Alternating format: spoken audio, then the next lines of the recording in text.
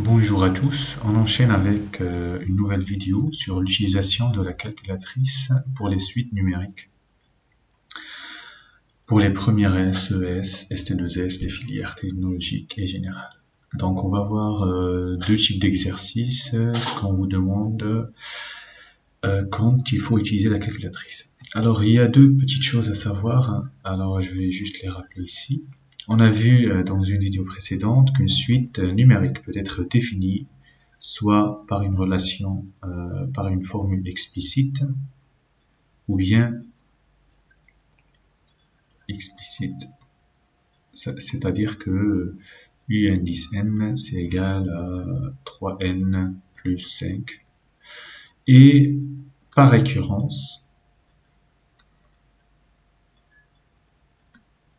une suite peut être définie, on a besoin du premier terme, par exemple u0 égale 1, et donc on a un plus 1 à partir de un, on va dire 3un plus 1. Vous voyez, ça c'est extrêmement important parce que pour la présentation, c'est différencié. Donc, si on est d'accord sur ça, on va enchaîner avec la calculatrice. Alors la calculatrice, on va essayer de l'afficher, c'est la TI 83 Premium CE, donc quasiment toutes les calculatrices presque ont le même fonctionnement. Alors regardons l'exercice 1, on vous dit aller de la calculatrice, déterminer les 10 premiers termes de la suite U, définie pour tout entier naturel, n, un égale racine de n carré plus n demi n, donc cette suite est définie par une formule explicite. Donc on va aller sur, premièrement sur mode. Alors, je voyais là bien que je suis sur normal, je descends flottant, radian, et là je suis sur fonction. Alors, je décale vers suite, entrée. Alors, si je suis là, seconde quittée, comme ça, là je suis dans le mode suite. Alors, je veux rentrer la formule de la suite. Alors, je vais cliquer sur f de x ici. Alors, regardez ce qui s'affiche. Alors, si votre calculatrice est à jour, la version 5.2 ou 5.3, je pense, vous allez avoir suite, parenthèse n, suite, parenthèse n plus 1, suite, alors nous, donc la fonction, la suite, elle est définie par une relation, une formule explicite. On a besoin de un en fonction de n. Donc je reviens suite un. Alors après, quand je descends, donc une suite définie par une formule explicite, ici on vous dit pour tout, soit U la suite définie pour tout entier naturel. Donc il n'y a pas de problème, donc je ne vais pas spécifier le n-min, ça veut dire le petit indice. Je vais directement saisir la suite un, donc OK.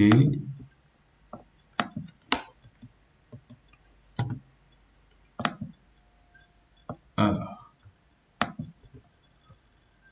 annuler. OK, donc f de x. OK, je vais lui dire c'est 0. Alors, un, on a vu que c'est racine de n carré plus n demi. Donc, seconde racine. Donc, n, le n, il est là avec le x et t et tout ça. N au carré, donc n au carré, plus n demi, donc 0.5 fois n. Donc, et je fais entrer. Alors, U0, vous savez très bien que ça va faire 0, tout ça, mais normalement, j'aurai pas de problème. Alors, on va essayer d'afficher le graphique pour voir. Voici notre suite. Alors, on veut le tableau de valeur de la suite, donc seconde table. Alors, seconde, voilà, ça charge. Et donc, voici les tables. Donc, ils veulent les 10 premiers. Voici les 10 premiers. U0 égale 0, U1 égale 1,2247, c'est racine de 1,5, etc., etc. Vous avez tous les termes de la suite. Et c'est très, très utile. Alors, un petit point par rapport au graphique, si jamais, comme on sait que les suites ne prennent pas de valeur le petit indice ne prend pas de valeur négative, donc on peut jouer sur la fenêtre et commencer les x à partir de 0. Je descends à x et j'ai mis 0. Pourquoi? Parce que je vais avoir une grande fenêtre, c'est tout. Donc voilà le premier exemple. Alors regardons le deuxième exemple, f de x. Donc le deuxième exemple, vous voyez v, la suite elle est définie par une relation de récurrence. Et donc j'ai besoin, donc là je vais monter, je vais changer à la place de suite de n, c'est en fonction de n plus 1, entrée. Alors je descends, l'indice du petit entier c'est 0 parce que v0 égale 3, donc très bien. Je descends directement à u0 égale 3, et là je dois changer tout ça. Alors là je vais supprimer tout ça. Annuler, plutôt pour supprimer le tout. Voilà.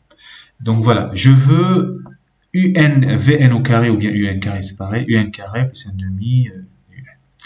Alors vous savez très bien qu'une suite c'est comme une fonction, hein, donc u indice n et u parenthèse n c'est pareil. Mais pour la calculatrice, il n'y a pas u indice n, il n'y a que u2n. Alors vous voyez bien ici sur la 7, vous avez un u indice n en bleu.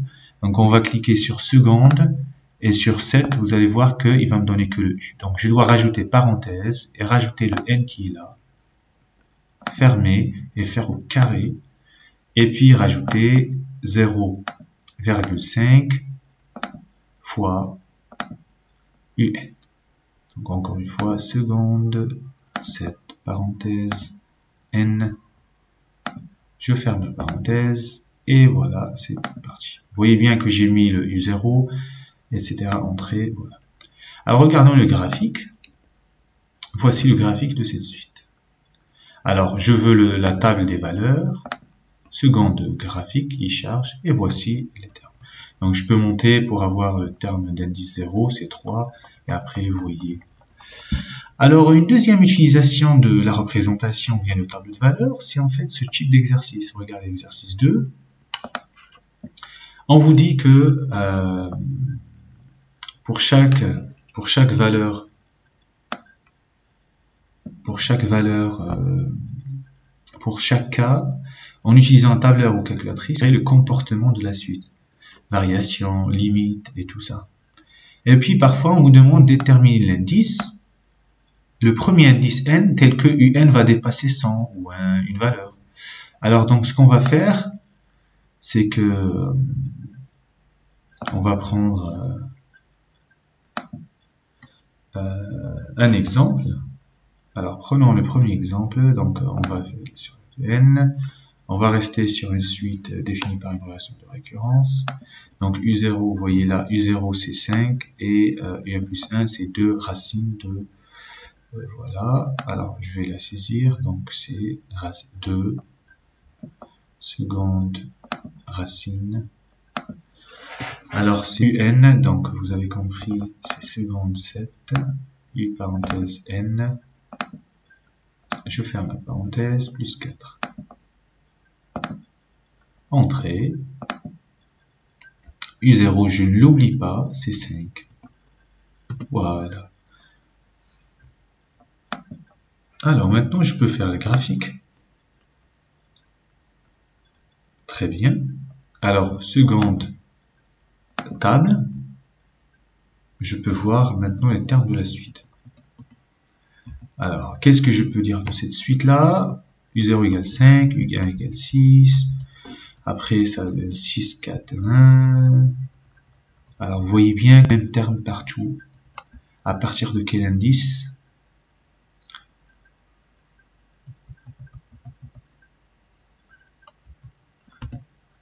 Alors, on va faire tac, 6, 32. Donc, vous voyez, à partir de n égale 3, la suite commence à se stabiliser et définitivement, ça va être à partir de n égale 9.